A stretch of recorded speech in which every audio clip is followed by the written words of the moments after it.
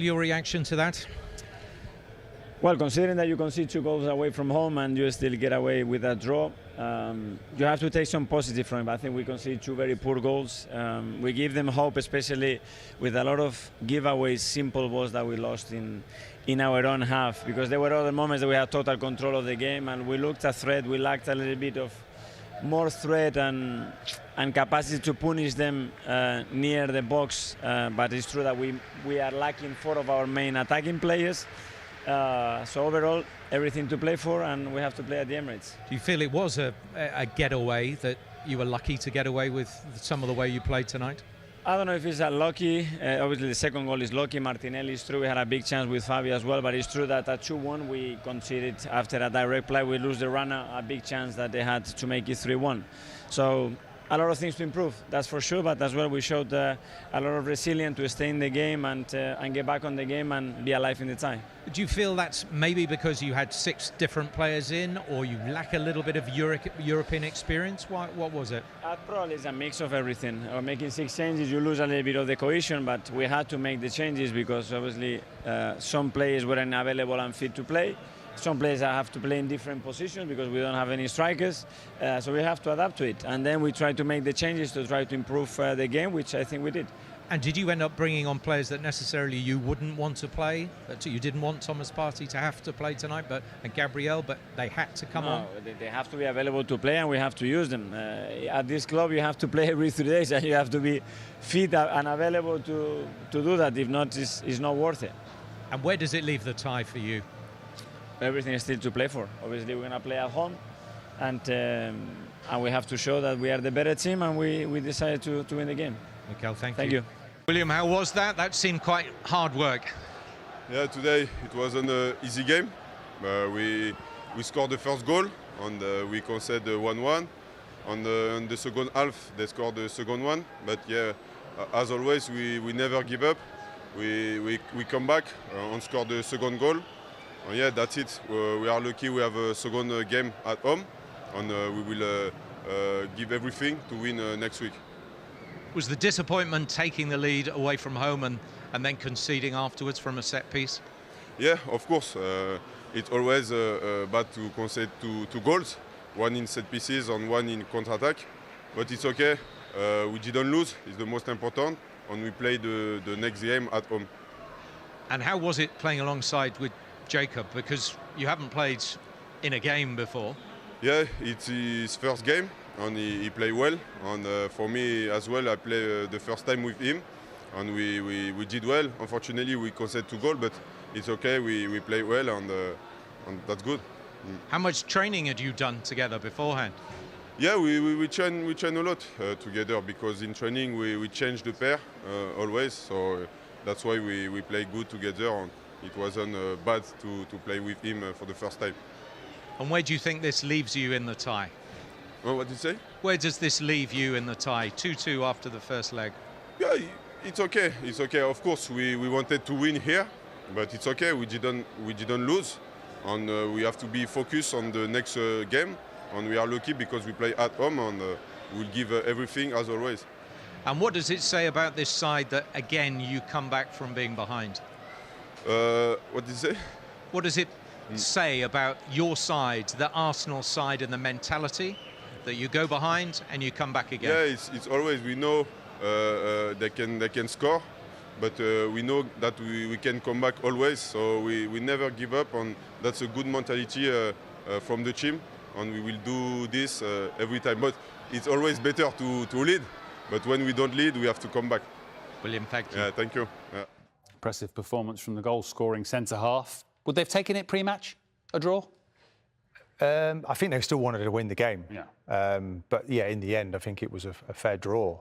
Just a word on Saliba, just a player that Arsenal bought 3 years ago, went out on loan, by the way, for 3 seasons. And you'd have been thinking, am I really going to be an Arsenal player? This is his first season as an Arsenal player.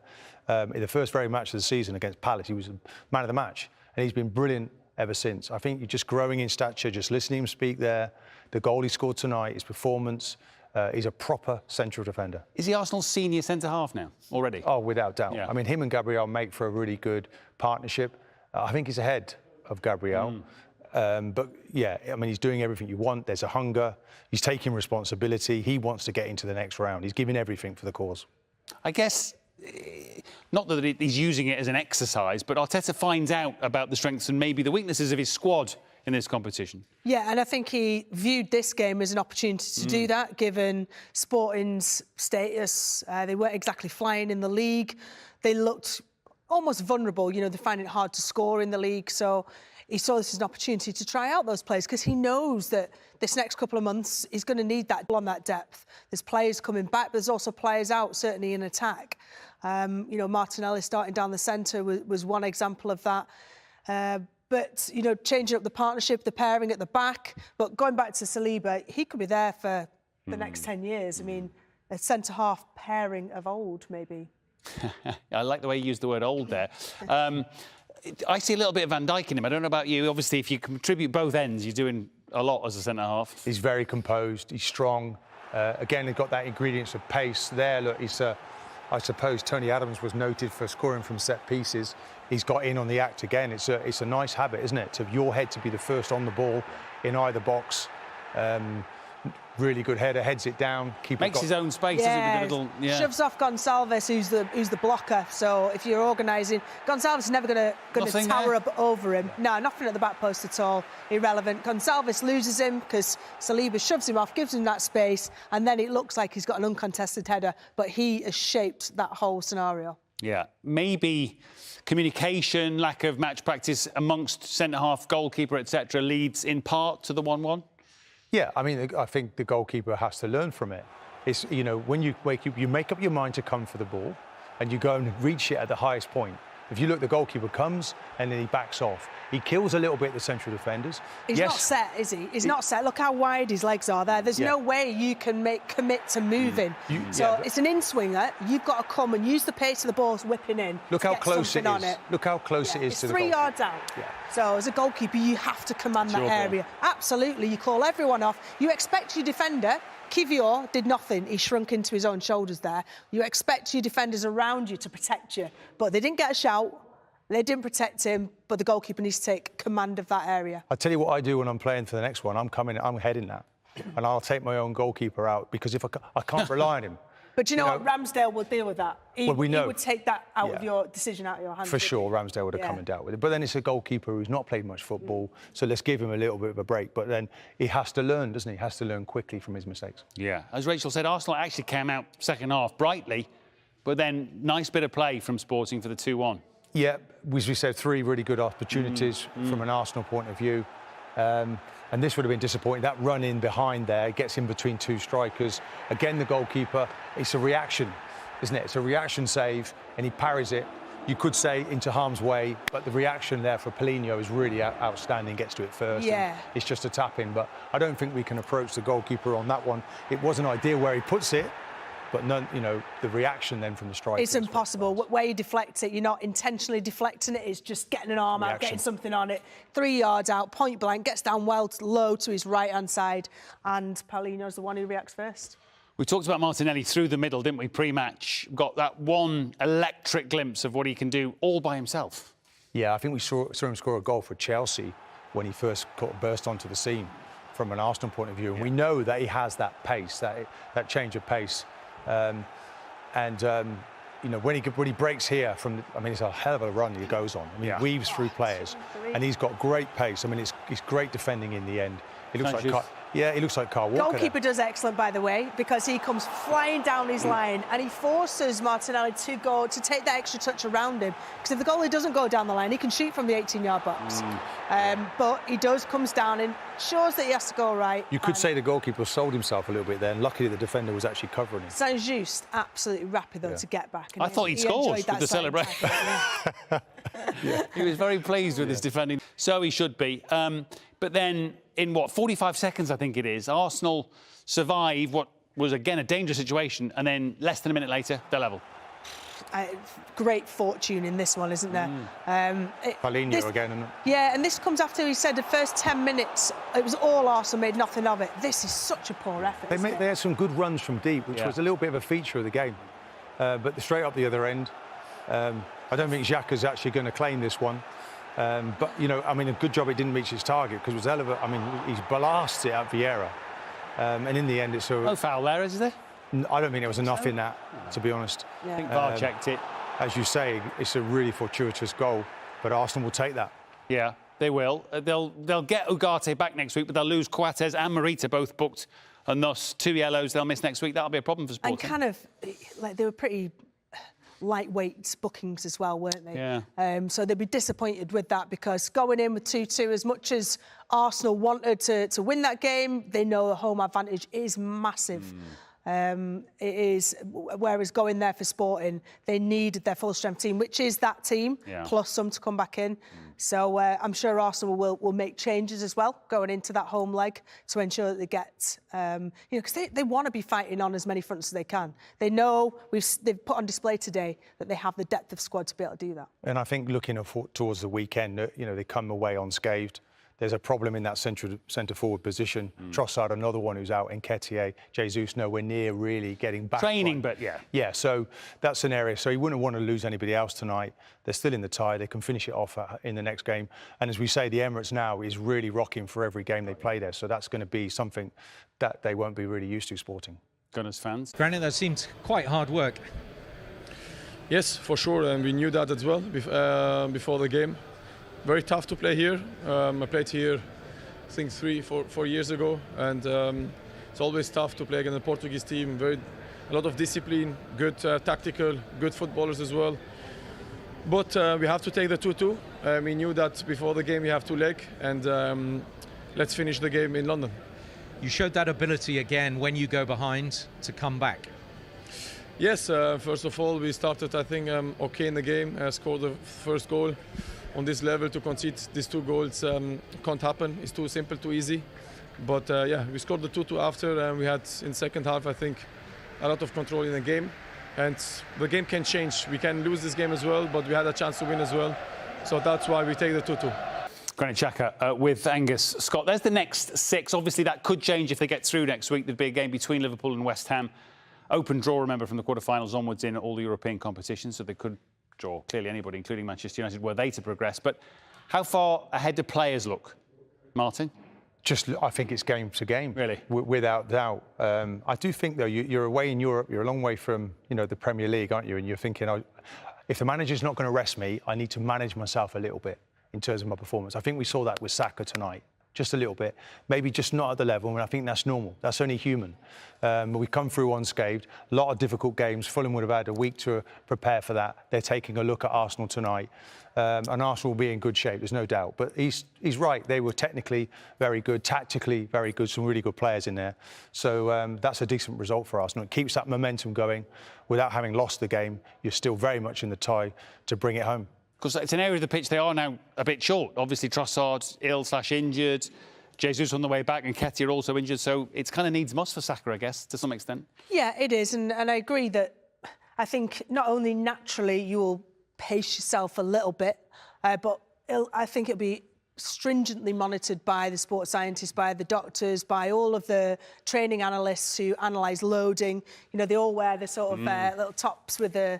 to ensure that everything's tracked, all the dynamic runs, the long distance runs, and there'll be nothing that is making them freak out about Saka's performance. He'll be aware of it, they'll be aware of it, it'll be in collaboration together. And the best thing about tonight, a draw is satisfactory, but they come away with no new injuries, no players that ruled themselves out through suspension. So all in all, I think it's just nothing but positives. And if you think about Arsenal as well, and talk about the revenues, and talk about the Champions League, and the number of years that Man City, their rivals, have been in the Champions League last 10 years, every year they're in there, all that money that comes in, pours in. The Arsenal squad has been reduced a lot over the years, so they're rebuilding again. It's not really stocked with lots of players, so he's doing it with fewer players. So he has to manage the minutes of each player. Thank heavens Man City qualify every year. I think they'd struggle with that cash injection, wouldn't they? It's just as well. They've bought smart though, haven't they? We've talked about some of the players and the cost. Yeah, Trossard. Jorginho, Arsenal profiting from Chelsea spending all their millions. So I think they did a really good job in January. But it's still Arsenal going to have to keep buying players to catch up. I guess it's a balancing act, because if you don't give them a few minutes, the likes of Gabriel Partey, they lose that rhythm that we talk so much about. Yeah, and certainly after Christmas, there's, we project there's going to be fixture congestion, and of course the top teams who are playing in Europe, or last stage of the FA Cup, League Cup, you're going to be playing like a championship, or like in the championship, sorry, every weekend, midweek, and so once you're used to that, the actual amount of training in between is quite limited. It's recovery day, it's preparation day, it's the next game, because you don't look more than one game ahead, certainly if you're a player, and certainly the coaching staff conveying that message to the players. So they'll be getting used to playing, recovering, preparing, playing, recovering, training, preparing, and that cycle. So absolutely key in keeping fresh, new match minutes, because it's a different tempo to training, especially when you're in that kind of thick cycle of games. It's a different tempo. So the likes of Gabriel and Partey, absolutely, they'll be on board and they'll have wanted to be a part of a game tonight. I think he was more concerned a little bit, wasn't he, about how he keeps that rhythm at the top of the team, because when you keep changing personnel, so Xhaka was only the only usual player in his usual position, and then you lose that little bit of a rhythm. Yes, it could have about 3-1. It could have great opportunity. Paulinho going through, that would have been really tricky for Arsenal. So he was big on that. But by and large, he'll look back and reflect and think, this is that's a point. Well, they haven't lost the game. No. So they're now very much in the tie, and he finishes his job off when you bring them home. Yeah, well, the Emirates has been a very happy hunting ground, hasn't it, by and large, this season. We are pretty much out of time. Hope you enjoyed the coverage. Obviously, we've got more for you next week. We will be on at 7:15 for the 8 o'clock kickoff at the Emirates. My thanks, of course, to Rachel and to Martin. Remember, Man United underway at Old Trafford. The great football cities. This is Derek Ray, joined for commentary by former England international Lee Dixon, and every expectation that this will be a captivating contest. It's Sporting up against Arsenal. Yeah, thanks, Derek. All that work in the week, all that chat in the dressing room, all that stops now. It's put your game face on, get down to it. I'm really looking forward to this one. Showing a real desire to win it back. This is looking threatening. Can they take the lead here? As the hosts are concerned, we know they like to press high when they can and try to win possession back swiftly. Lee, do you think it'll be that approach today? Can he put it in? Can't miss, surely. And a goal to give them the lead. They have their reward. Well, as we can see, if a striker is free in the box and the great ones just stand still, they know chances will come in that position, and he wasn't disappointed. Slightly different vantage point in terms of the goal that was scored. Right.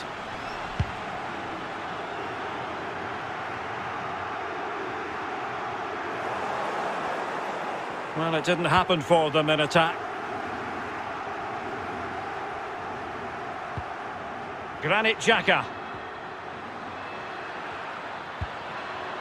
Real chance. Surely. And it's gone in. Beyond the goalkeeper. Arsenal level.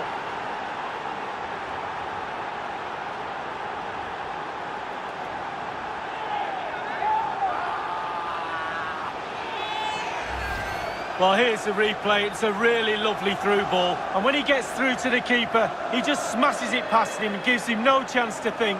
A lovely finish.